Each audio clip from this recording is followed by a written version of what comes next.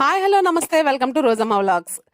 ఈ రోజైతే నేను చేసిన చికెన్ తొక్కు పచ్చడి చూసి నాకు చిన్ననాటి రోజులైతే గుర్తొచ్చినాయండి. స్కూల్ నుంచి రాగానే వంటగదిలో దూరి చకచక అన్నం వేసుకొని ఏ పచ్చడి ఉంటే ఆ పచ్చడితో కలుపుకొని నోట్లో ముద్ద పెట్టేసామా అన్నట్టుగా ఉండేది.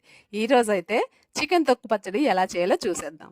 హాఫ్ కేజీ బోన్లెస్ చికెన్ తీసుకొని క్లీన్ చేసుకున్న తర్వాత 1 టేబుల్ స్పూన్ వరకు పసుపు, టేబుల్ స్పూన్ సాల్ట్, అలానే 1 టేబుల్ స్పూన్ ఆయిల్ వేసి మంచిగా కలుపుకొని ఒక 5 మినిట్స్ వరకు స్టవ్ మీద పెట్టుకున్న తర్వాత చికెన్లో వాటర్ బయటకు వచ్చి వాటర్ ఇంకిపోయేంత వరకు వేయించుకొని స్టవ్ ఆఫ్ చేసుకొని చల్లారిన తర్వాత ఇలా పీసెస్లా తీసేసి పక్కన పెట్టేద్దాం. ఇప్పుడు తొక్కు పచ్చడికి కావాల్సిన మసాలా ఎలా ప్రిపేర్ చేసుకోవాలో చూద్దాం. స్టవ్ పైన ప్యాన్ పెట్టుకొని చూపిస్తున్న మసాలాలన్నీ వేసేసి ఒక 2 మినిట్స్ పాటు వేయించుకొని స్టవ్ ఆఫ్ చేసుకొని చల్లారినాక గ్రైండ్ చేసి పౌడర్ని పక్కన పెట్టేద్దాం.